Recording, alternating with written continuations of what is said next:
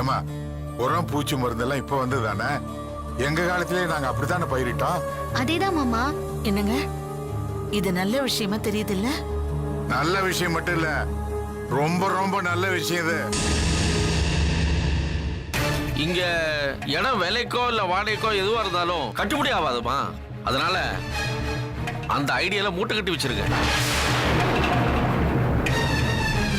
ஏங்க இவ்ளோ நடந்தா இன்னும் இருக்காங்களே?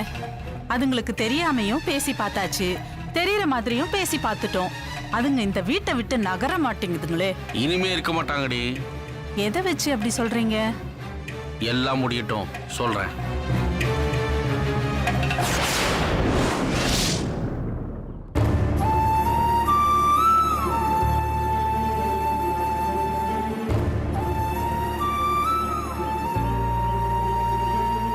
என்னடி சொல்ற? ஆமா அத்தை, அவங்க அப்படிதான் பேசிக்கிட்டாங்க.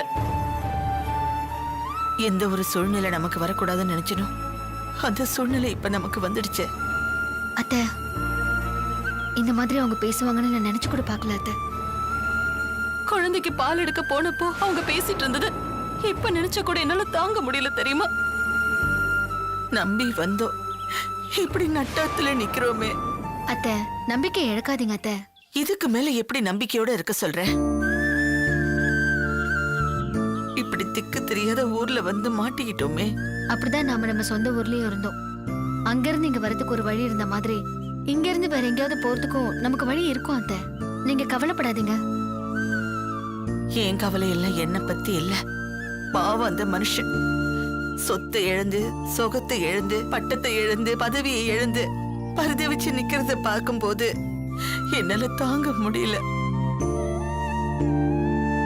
இப்போ மானம் எழுந்து ரோட்டுக்கு போறாரே, அத நினைச்சா எனக்கு எவ்வளவு கஷ்டமா இருக்கு தெரியுமா? ராமனுக்கே அந்த நிலைமை வந்தப்போ நாமெல்லாம் ஏமாத்துறோம் அத்தை. அந்த ராமர் மீண்டா மாதிரி நம்மளும் மீண்டும் வருவோம் அத்தை.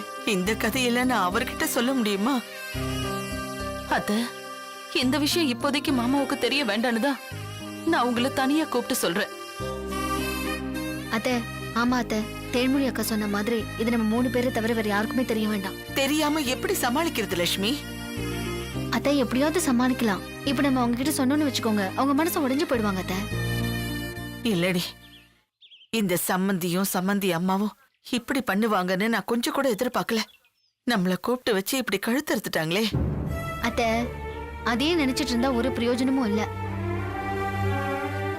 அத்தை, நான் ஒரு விஷயம் சொல்றேன். நமக்கு இது தெரியும்னு அவங்களுக்கு தெரியாம பாத்துக்கங்க. என்ன தேனு, அவங்களுக்கு தெரியக்கூடாது இவங்களுக்கு தெரியக்கூடாதுன்னுட்டு எல்லாம் தான் நமக்கு தெரிஞ்சு போச்சே. அத்தை, நான் காரணமா தான் சொல்றேன். அவங்க என்ன நினைக்கிறாங்கன்னு நமக்கு தெரியாதப்பவே இவ்வளவு பண்றாங்கன்னா இப்ப நமக்கு தெரியும்னு தெரிஞ்சா அவங்க இன்னும் என்னெல்லாம் பண்ணுவாங்க? நம்மள நிக்க வச்சு அவமானப்படுத்துவாங்க. அதனாலதான் இப்போதைக்கு வேண்டான்னு சொல்றேன். அத்தை, தேனக்கா சொல்றது சரிதான். இப்ப நமக்கு தேவை பொறுமை. பொறுமையா இருந்தாதான் நம்ம எல்லாத்தையும் சாதிக்க முடியும். ஆண்டவன் நம்மள இப்படி போட்டு சோதிக்கிறா, நீ என்னமோ சாதிக்க முடியும்னு சொல்ற. அத்தை, சோதனையா அதை நம்ம கடந்து சாதிக்கணுங்கிறதா கடவுள் நமக்கு கொடுத்திருக்கிற டெஸ்ட். சரி அத்தை, கீழே இருக்கிறவங்க நம்மள தேடி வந்துட போறாங்க. வாங்க. ஆமா வாங்க, நான் சொல்றேன்ல. வாக்கா.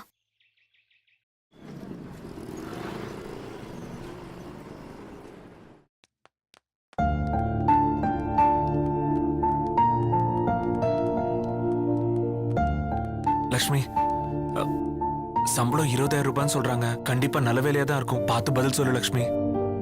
வாங்க, முதல்ல போய் பார்க்கலாம். சரி வா.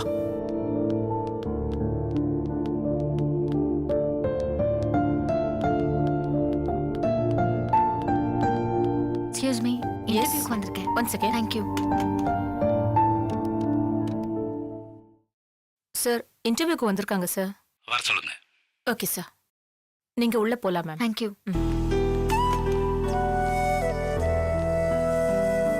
May I come in, sir? Yes, come in. Sir, இன்டர்வியூக்கு வந்திருக்கோம். Yes, take your seat. நீ இன்டர்வியூ அட்டன் பண்ணு, நான் வெளியே வெயிட் பண்றேன். இவர் யாரு? என் ஹஸ்பண்ட் சார். நோ ப்ராப்ளம், அவரையும் உட்கார சொல்லுங்க. Thank you sir. உட்காருங்க. வாங்க.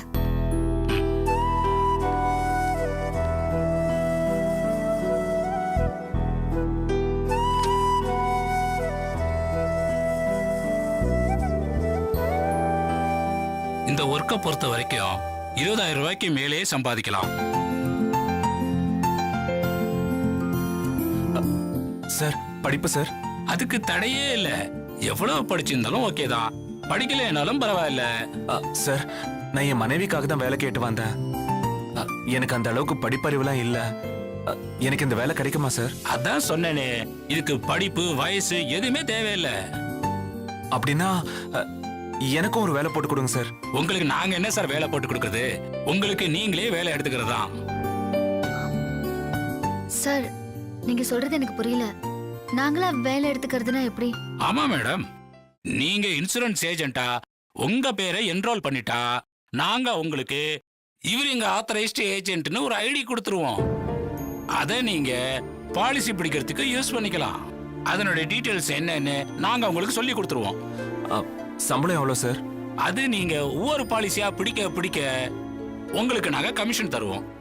அதுவே ஆரம்பத்துல மாசத்துக்கு 10-15,000 வரும். இங்க மாசத்துக்கு 25,000 30,000 ஏன் லேக்ஸ் கணக்கில் சம்பாதிக்கிறவங்களா இருக்காங்க.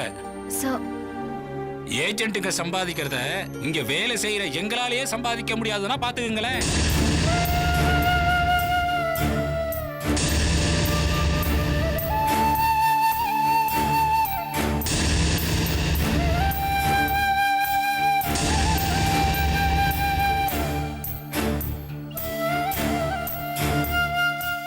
இங்க நாங்களே வேலை இல்லாம தாமா இருக்கோம்.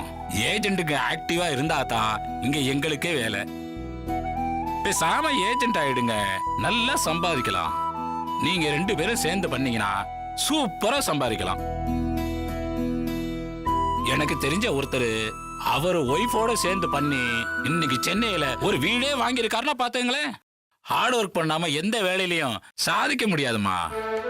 சார் நாங்க இப்போ இந்த சூழ்நிலையில இல்ல சார். வேற ஏதாவது வேலை இருந்தா செய்வோம். மத்தபடி இந்த ஏஜென்ட் வேலைலாம் சார் ப்ளீஸ் சார், வேற ஏதாவது வேலை இருந்தா சொல்லுங்க சார். சாரிங்க, இங்க எதுவும் வேலை இல்லை. Sir fine.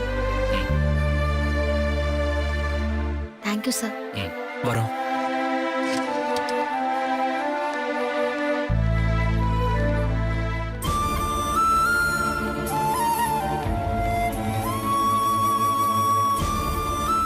லக்ஷ்மி, 20,000 ரூபாய் சம்பளம்னு சொன்னதும் ரொம்ப சந்தோஷப்பட்டேன்.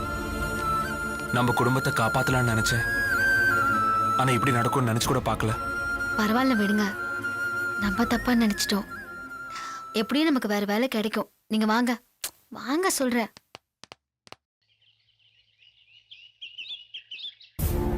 அப்பா அப்பா அப்பா இங்க பாருங்கப்பா. ஆட்கள் தேவை. அங்கேயே தங்கி வேலை செய்யணுமா? வேலை தேடி போனீங்களே, ஏதாவது கிடைச்சதா? கிடைக்கலையேம்மா. கிடைச்சிருந்தா நாங்க ஏன் இங்க உட்காந்து பேப்பர்ல பாத்துட்டு இருக்க போறோம்? இந்நேரம் வேலைக்கு போயிருக்க மாட்டோமா? இந்த சென்னையில எவ்வளவோ வேலை இருக்கு. பாவம், உங்களுக்கு தான் எதுவும் கிடைக்க மாட்டேங்குது.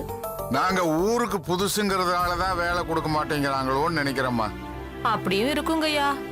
இல்ல நாட்டாமையா இருந்தவருக்கு என்ன வேலை கொடுக்கறதுன்னு யோசிச்சிருப்பாங்களோ என்னவோ. அம்மா நீ சொல்றது எனக்கு பொருந்தும்மா. ஆனா என் பசங்களுக்கு ஏதாவது வேலை கொடுக்கலாம்ல? என்னங்க இப்படி சொல்றீங்க? இவங்க மட்டும் யாரா? நீங்க நாட்டாமன்னா இவங்க நாட்டாம பிள்ளைங்க இல்லையா? ஒரு காலத்துல ஊரே உங்ககிட்ட கை கட்டி வேலை செஞ்சிருக்கோம். பாவம், இப்ப நீங்களே வேலை தேடுறீங்க.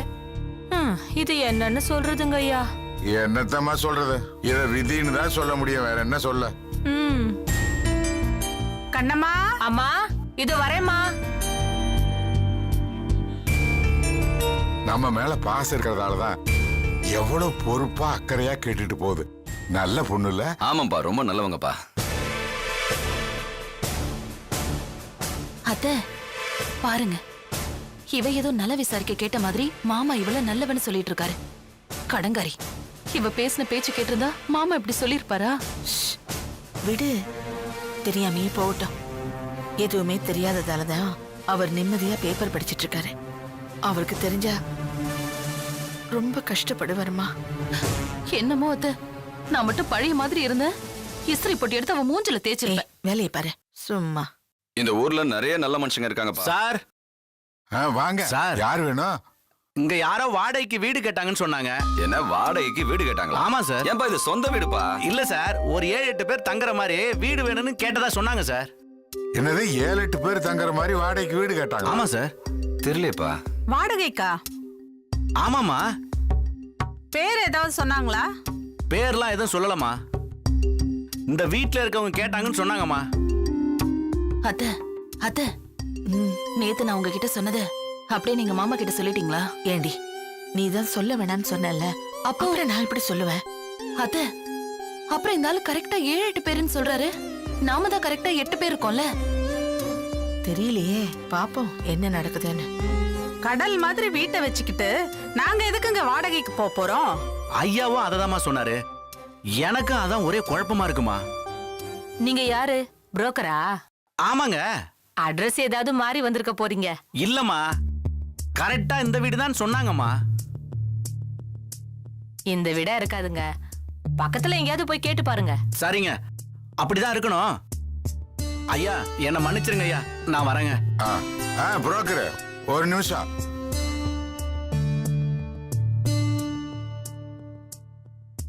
ஏப்பா, நீ சொன்ன மாதிரி ஒரு 7-8 பேர் தங்குற மாதிரி ஒரு வீடு வாடகை கிடைக்குமா? அந்த வீட்டுக்கு வாடகை எவ்வளவு கேட்பாங்க? அப்பா, இத தெரிஞ்சுக்கிட்டு நீங்க என்னப்பா பண்ண போறீங்க? சும்மா தெரிஞ்சுக்கலான்னு தான்ப்பா. சொல்லுங்க புரோக்கரை, எவ்வளவு கேட்பாங்க? என்ன குறைஞ்சபட்சம் ஒரு 20,000 ரூபாய் கேட்பாங்க.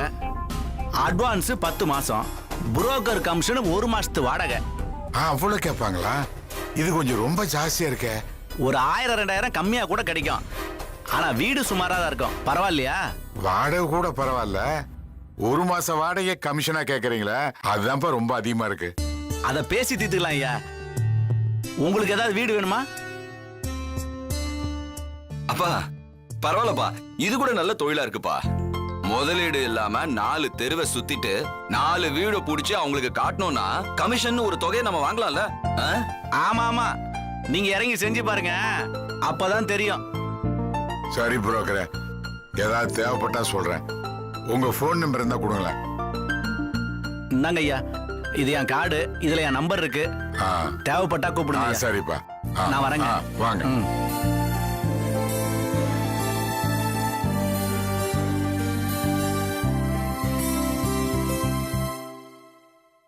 ஏன்பா, எதுக்காகப்பா நீங்க தேவையில்லாம புரோக்கர் கிட்ட போய் நம்பர் வாங்குனீங்க? தேவைப்படுன்னு தான்ப்பா வாங்கினேன்.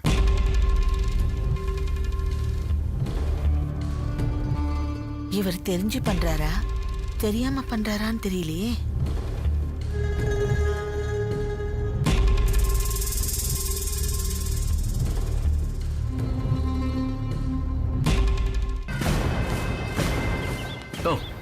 வாயா.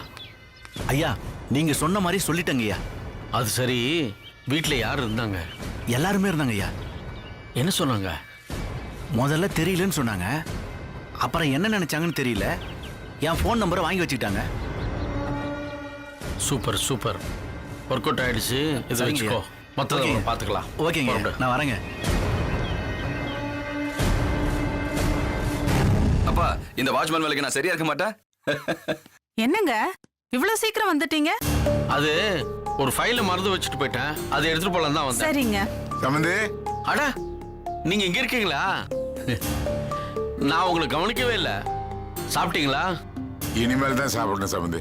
என்ன வனஜா, டைம் ஆயிடுச்சுல்ல, சாப்பாடு போட வேண்டியது தானே? இல்லங்க, இப்பதான் ரெடி ஆச்சு. அப்படியே நீங்களும் சாப்பிட்டு போயிடுங்களேன்.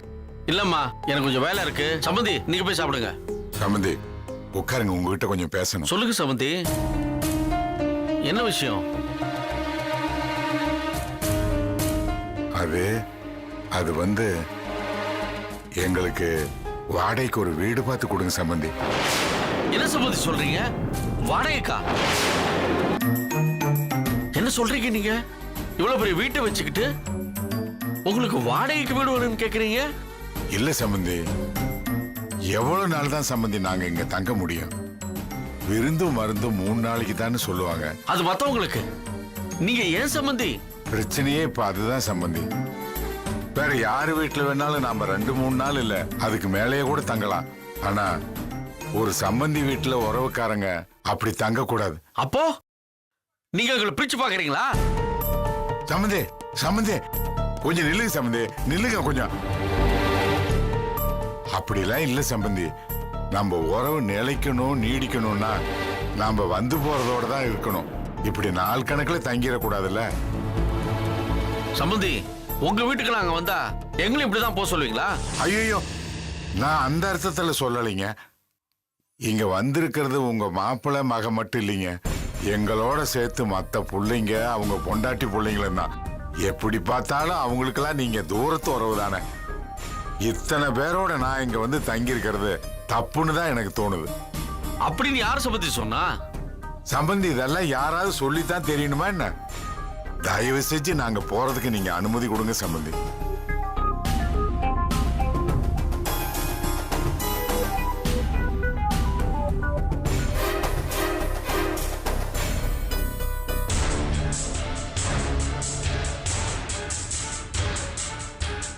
உங்களுக்கு போறதுல தான் சந்தோஷம்னா நான் வீடு பார்த்து தரேன்.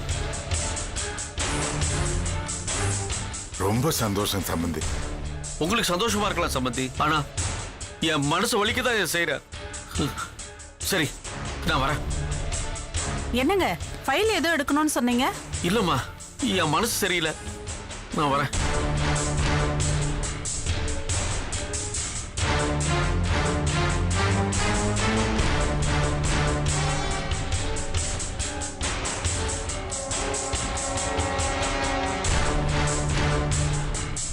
என்ன பண்ணீங்க? புரோக்கர் கிட்ட ஏதோ சும்மா கேக்குறீங்கன்னு பார்த்தா அனுஷ்காவோட அப்பா கிட்ட வீடியோ பார்க்க சொல்லிட்டீங்க. இதுதான்டா நம்ம மரியாதை. அத்தை, நேத்து அப்படி பேசினவரா இவரு? என்னால நம்பவே முடியல அத்தை. வேஷண்டி, எல்லாம் பகல் வேஷம். சரி விடு, வேலையை பார்ப்போம். ஐயோ, என்னம்மா நடிக்கிறாரு? என்னங்க அப்பா, அந்த புரோக்கர் அட்வான்ஸ் கமிஷன் நிறைய பணம் வேணும்னு சொல்றான்ப்பா. இவ்வளவு பணத்தை எப்படிப்பா புரட்ட முடியும்? டேய், எப்படியாவது புரட்டிலாண்டா. ஐயோ அப்பா, வருமானத்துக்கு வழி இல்ல. எங்களுக்கெல்லாம் இன்னும் எந்த வேலையும் கிடைக்கல. இப்படி இருக்கும்போது எப்படிப்பா சமாளிக்க முடியும்? ஏய், தைரியத்தை நான் இன்னும் இழக்கலடா. எப்படியாவது சமாளிச்சிடலாங்கிற நம்பிக்கை எனக்கு இருக்கு. அப்பா எப்படிப்பா? நான் கவலைப்படாதேன்னு சொல்லிட்டேன்ல, பாத்துக்கலாம்.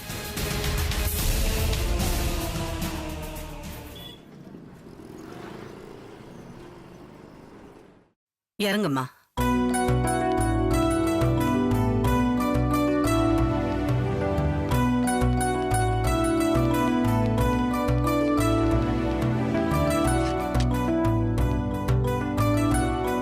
அனு, நீ ரொம்ப அனிமிக்கா இருக்க, உடம்ப பாத்துக்க.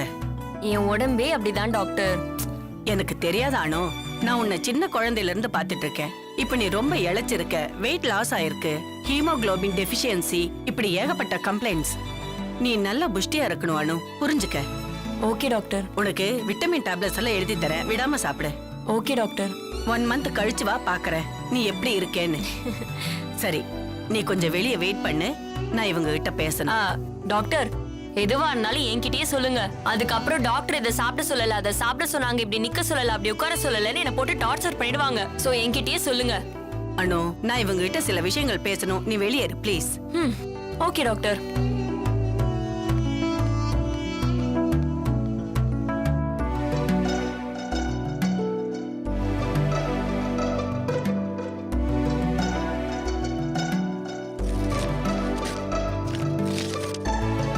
இந்தாங்க.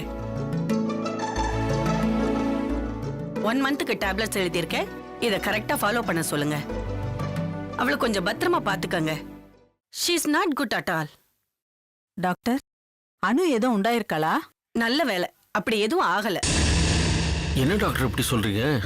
உண்டாதது போய் நல்ல விஷயம் சொல்றீங்க. ஒரு டாக்டர் நான் அப்படிதான் சொல்ல முடியும்.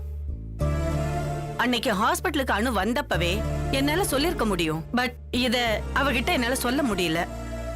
அதனாலதான் நான் இப்ப உங்ககிட்ட சொல்றேன். என்ன விஷயம் டாக்டர்? இப்போதைக்கு அனு கன்சீவ் ஆகாம இருக்கிறது தான் நல்லது. அவளோட கர்ப்பப்பை கருவை சுமக்கிற அளவுக்கு நல்ல நிலைமையில இல்ல. ரொம்ப புண்ணா இருக்குங்க. அது பழைய நிலைமைக்கு திரும்ப எப்படியும் ஒரு 1 year ஆவது ஆகும். இந்த 1 வருஷ காலத்துக்கு அவ தாம்பத்திய உறவை வச்சுக்க கூடாது.